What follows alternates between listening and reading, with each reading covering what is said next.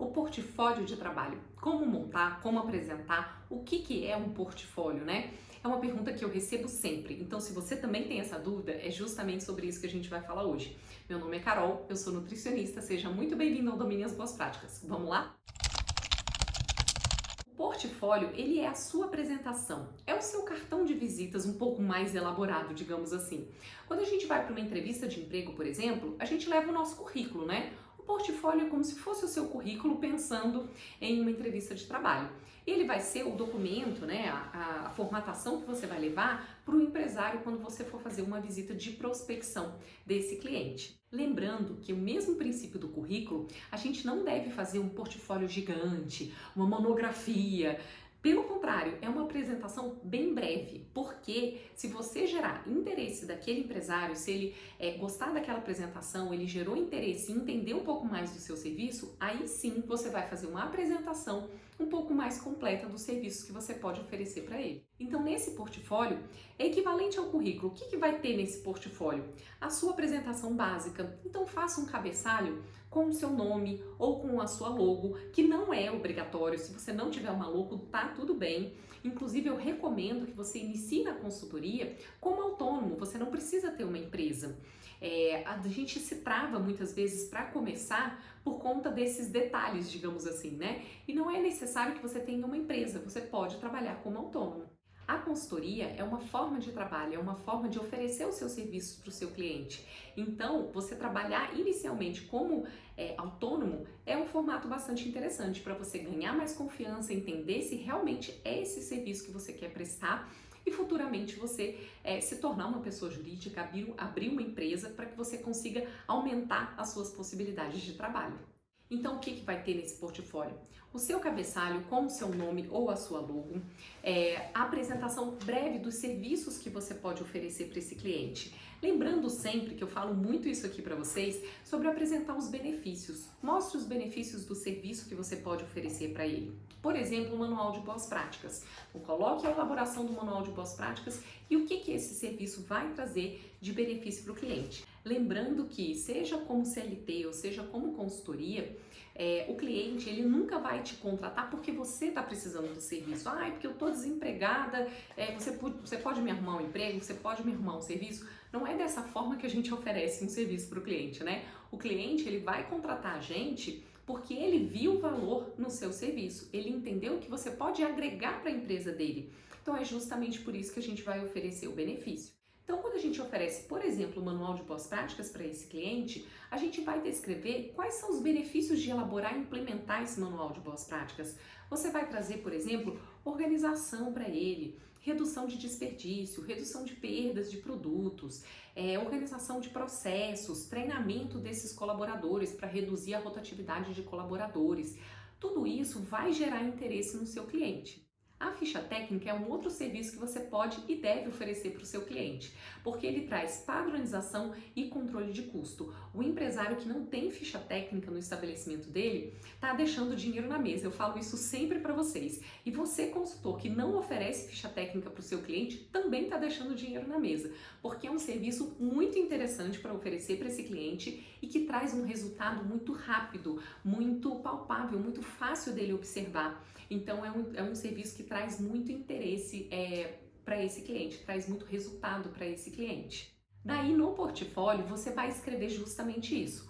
Por exemplo, o manual de boas práticas, quais são os benefícios desse serviço, a ficha técnica, quais são os benefícios desse serviço, para que você chame a atenção desse cliente. Você captou a atenção desse cliente, aí sim você vai agendar um segundo momento para você fazer uma apresentação desse serviço. E na parte de baixo, você vai colocar os seus contatos. Um e-mail profissional, um Instagram profissional. Recomendo que você tenha esse Instagram profissional. Se você não tiver, hoje em dia, ainda depois da pandemia, mais ainda, né? A gente está muito online, todas as empresas estão muito online. Então, quando a gente não se apresenta online, a gente perde a possibilidade de fazer esse contato com esse cliente. A gente perde a possibilidade de ter esse portfólio indireto, né? Porque o nosso Instagram é a nossa vitrine, por exemplo, né? É o nosso cartão de visita para o cliente. Então ele vai ver os trabalhos que a gente executa, vai ver os clientes que você atende, vai ver a sua forma de trabalho e ele vai podendo gerar, assim, um interesse desse cliente no seu serviço. Então, Carol, você quer dizer que o portfólio é uma página bem simples.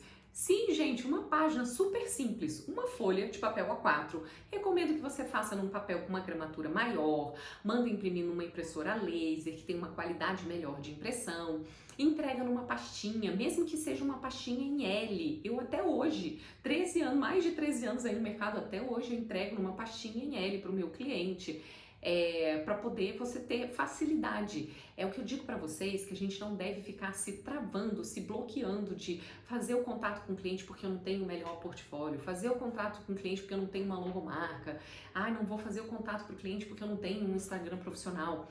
Cada uma dessas coisas é um complemento, é um conjunto de coisas que você vai agregando e trazendo mais valor, mais percepção de valor para o seu serviço.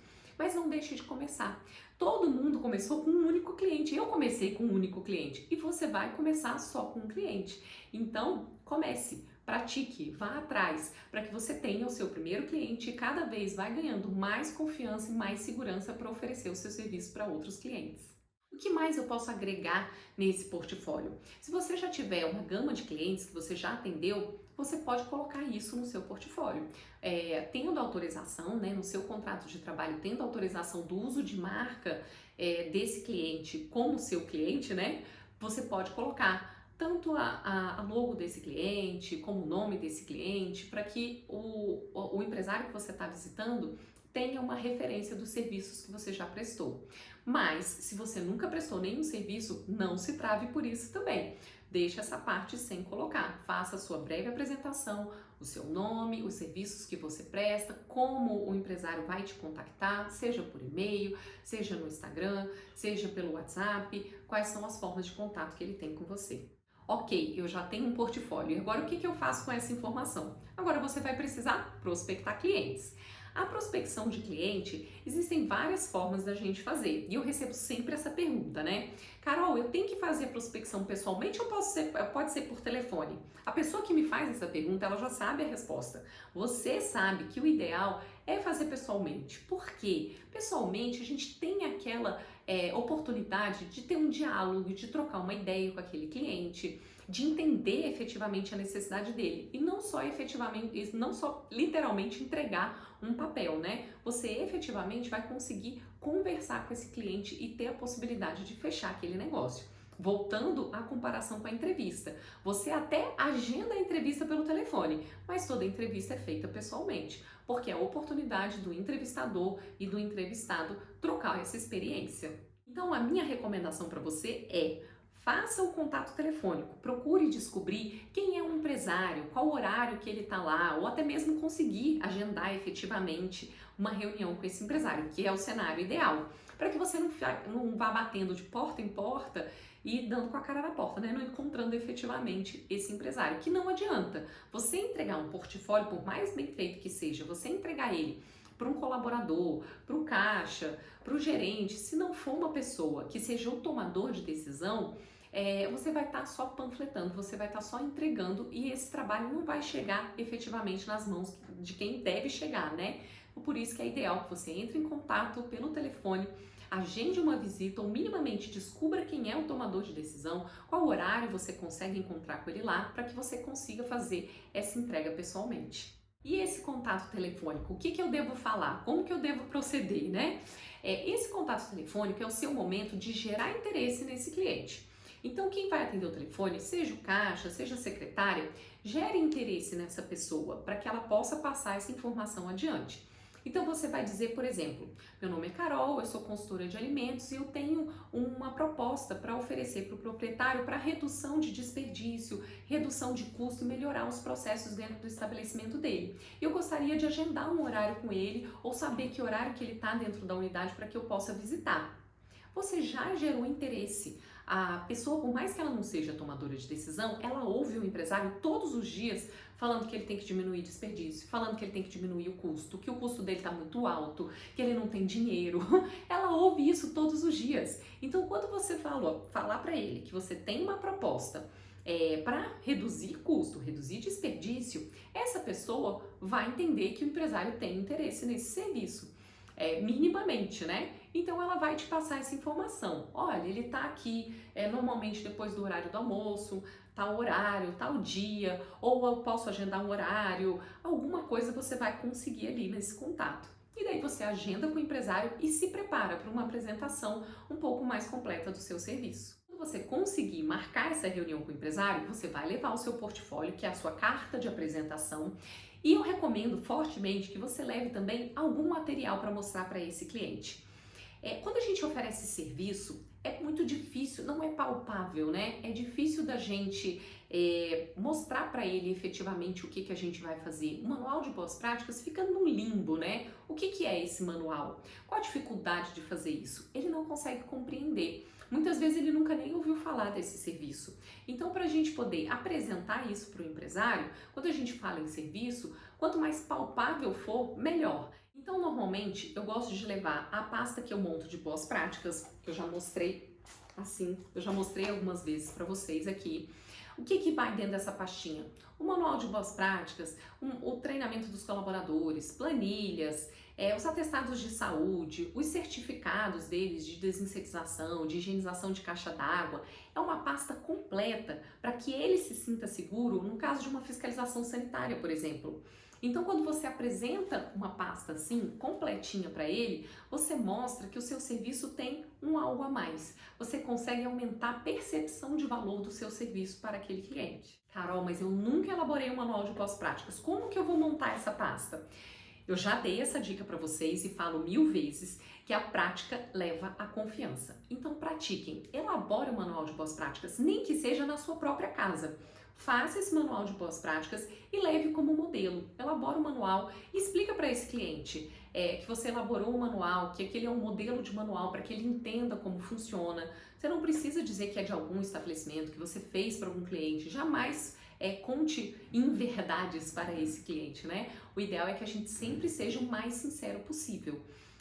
Então, mostre que é um material que você elaborou. E só a elaboração desse material já vai te trazer muito mais confiança e segurança, porque é diferente da gente ler uma legislação e da gente efetivamente aplicar, mesmo que seja em casa, porque a cozinha é diferente de uma cozinha industrial. Algumas questões não vão se aplicar, né? Mesmo assim, te coloca a observar, a ler a legislação com outros olhos para que você consiga perceber essas nuances de diferenças que vai ter entre um cliente e outro também. Por isso que quanto mais clientes você atender, mais prática você vai ter, né? Mais experiência você vai ter, porque cada cliente tem uma situação diferente, né? Então você vai se colocar sempre à prova de o que significa aquele item da legislação, como interpretar, e cada interpretação dessa vai ter, muitas vezes vai ter, diferente, né? De uma realidade de um estabelecimento para outro. Ok, Carol, eu consegui agendar com o cliente, levei o meu portfólio, levei a minha pasta de apresentação, e aí?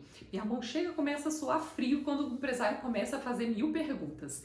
Eu recomendo que você leve um cronograma de apresentação do seu trabalho, cronograma de execução do seu trabalho, apresentação não, de execução do seu trabalho. Como assim?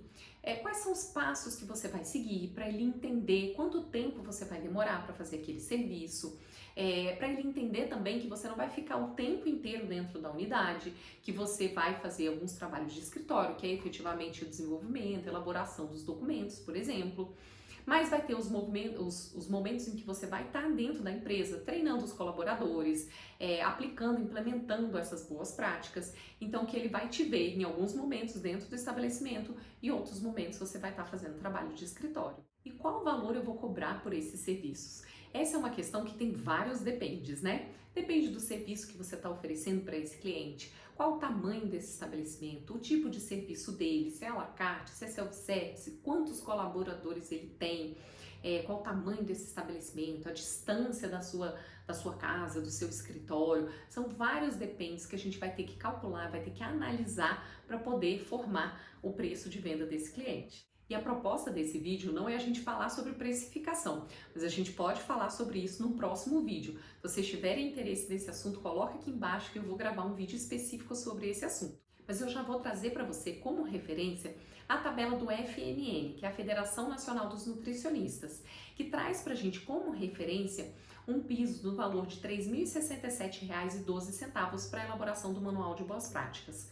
Quando que eu considero esse valor como referência para o meu cliente? Quando a gente tem um estabelecimento mais simples, né, com menos complexidade. Um estabelecimento pequeno, com serviços mais simples, por exemplo, um à la carte, quando ele tem poucos colaboradores, próximo de casa, a gente pensa em todas essas questões.